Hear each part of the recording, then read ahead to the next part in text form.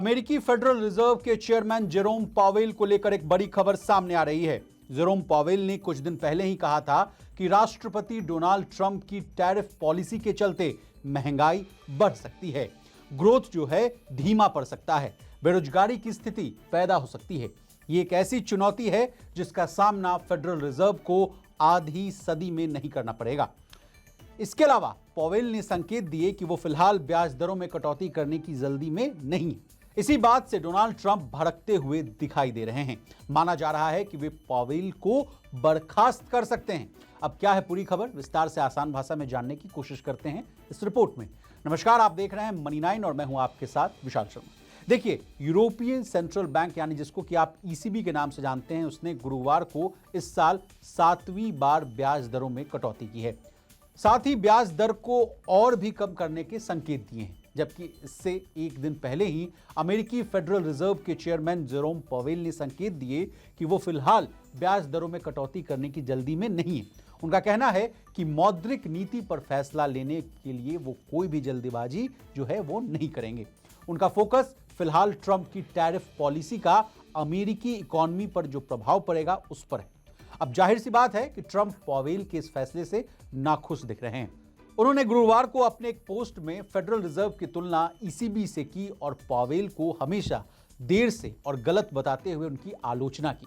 Trump का कहना है कि पावेल को यूरोपीय सेंट्रल बैंक की तरह पहले ही ब्याज दरें जो हैं कम कर देनी चाहिए थी। बता दें, फेडरल रिजर्व ने नीतिगत ब्याज दर को यानी जो रेट्स है उसको दिसंबर से 4.25% से लेकर 4.50% के दायरे में बनाया है, बरकरार रखा है। जबकि सितंबर से दिसंबर 2024 तक 3 बार जो है ब्याज दरों में कटौती की थी। अब ट्रंप ने अपने पोस्ट में क्या तर्क दिया ये भी जानिए। देखिए, ट्रंप ने अपने पोस्ट में तर्क देते हुए कहा कि तेल और किराने के सामान यहां तक कि अंडे की भी कीमत जो है वो कम हो गई, लेकिन अमेरिका टैरिफ के जरिए जो है अमीर हो रहा है। ईसीबी की तरह ब्याज दरें बहुत पहले ही कम कर देनी चाहिए थी, लेकिन अब तो निश्चित रूप से कम करना ही चाहिए। यानी वो पूरा प्रेशर जो है वो बना रहे हैं कि किस तरह से जो फेडरल रिजर्व है वो ब्याज दर कम करे। जबकि फेडरल रिजर्व के पॉलिसी मेकर्स इन दिनों कई चुनौतियों का सामना कर रहे हैं। देखिए, बुधवार को शिकागो के इकोनॉमिक क्लब में आयोजित एक कार्यक्रम में पावेल ने कहा था कि टैरिफ की वजह से महंगाई जो है वो बढ़ सकती है। ऐसे में फेडरल रिजर्व के लिए कमजोर आर्थिक विकास से निपटना जो है वो मुश्किल हो जाएगा। इससे पहले जेरोम पावेल ने कहा था कि अगर महंगाई कम नहीं हुई तो ब्याज दरें ऊंची बनी रह सकती हैं। अब आते हैं सबसे बड़े सवाल, क्या पावेल को बर्खास्त कर सकते हैं डोनाल्ड ट्रंप? तो बता दें कि राष्ट्रपति ट्रंप ने गुरुवार को फेडरल रिजर्व के चेयरमैन जेरोम पावेल पर हमला बोलते हुए सोशल मीडिया पर पोस्ट किया था कि बर्खास्तगी इतनी जल्दी नहीं हो सकती। 2017 में ट्रंप ने जेरोम पावेल को फेडरल रिजर्व का चेयरमैन नियुक्त किया था। उनका जो कार्यकाल है जो मई 2026 में समाप्त होगा। हालांकि ये कोई पहली बार नहीं है।